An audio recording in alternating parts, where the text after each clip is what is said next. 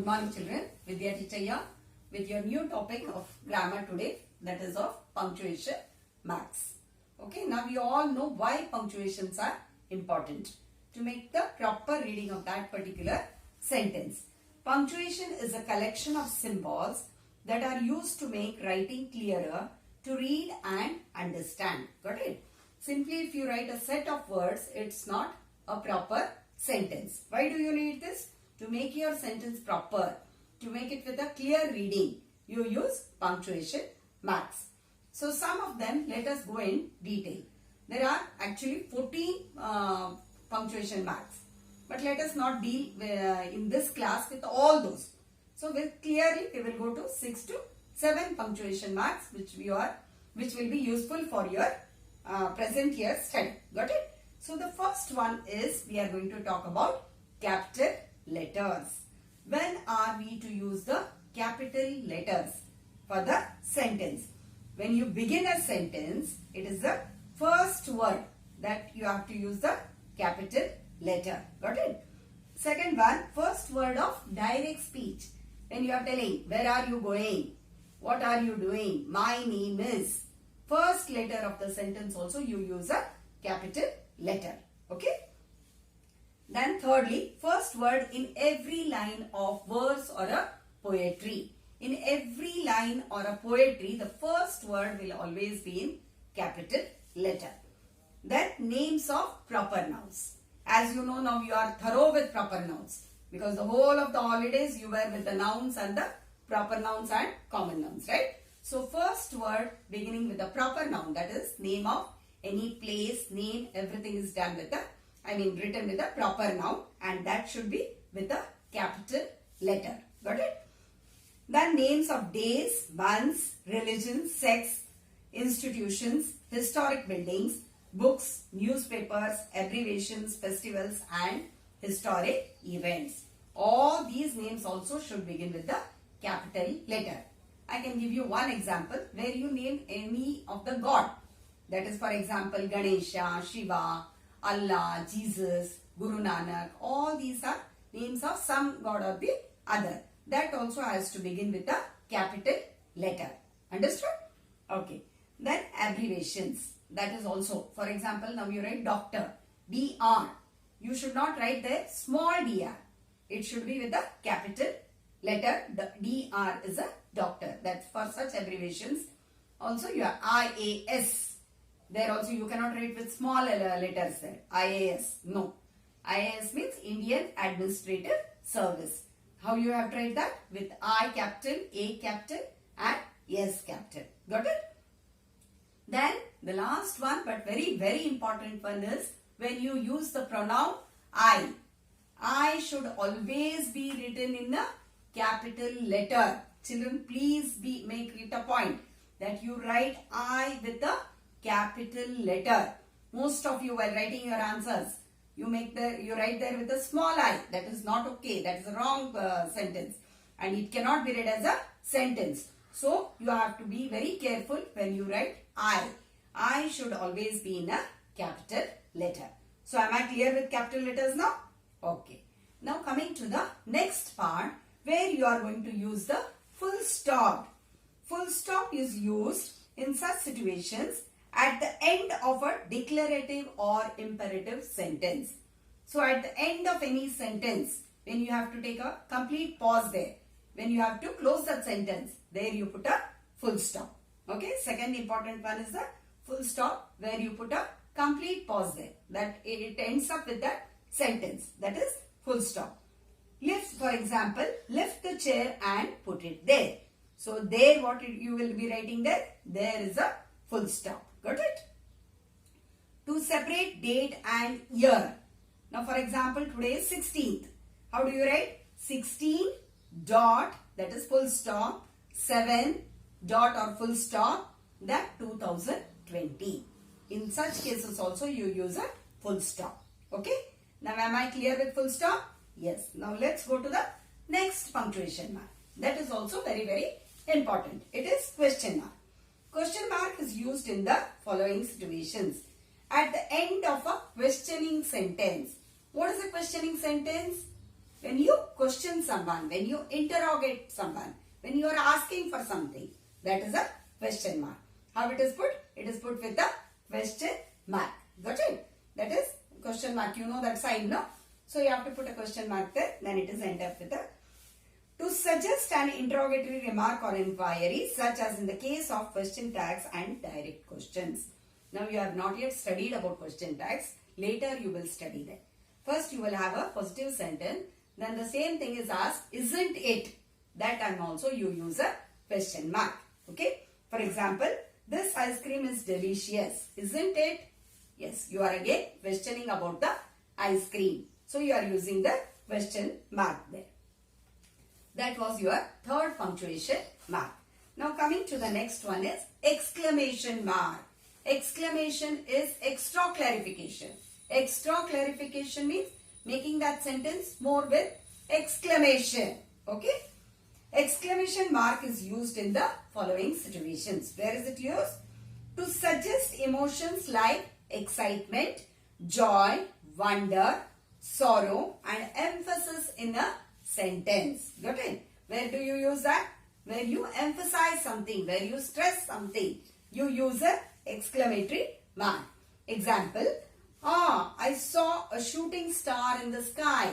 Now after AHR, there is a surprise there. There is a emphasis on that particular word. There you write ha. There you put an exclamation mark. Got it? Then for such exclamatory sentences, you use the exclamation mark. And for when you in the times of sorrow also you use it. Where do you use that? Oh, alas, we lost the match. Or we lost the match. There you will end up that sentence with an exclamatory mark. Got it? So, which was the fourth one now? It was exclamatory mark. Now coming to the fifth one, comma. Comma is nothing but a short pause, wherein you have to wait some for a while and then go to the next part. Comma is used to indicate a break or pause within a sentence. To denote a break with a sentence that supplements and adds information to the subject. For example, now you are taking name of 3-4 fruits, right? Mango, apple, guava, grapes and bananas. So where all you put the commas there? For the first 4 fruits you will put. But comma is not to be put before and. For example, now you are taking mango, apple, mango, comma, apple, comma, guava, comma, mangoes and bananas. Before mangoes, you are not going to put a comma there because it is starting with and there. When you complete that with and, you are not going to write a comma. Okay, am I clear with comma also? It is the shortest pause. Then now coming to the next one is inverted commas. What are inverted commas? When you say something, when you specify something to enclose a direct quotation. Inverted commas are used in the following situations. Example, she said, my mother is a lecturer in that college. So, my mother is a lecturer in that college. This sentence is put in inverted commas to refer a word itself rather its meaning. The word Cooper refers to someone who makes barrels. It refers to nicknames and false titles. So where all you use inverted comma when you specify something there.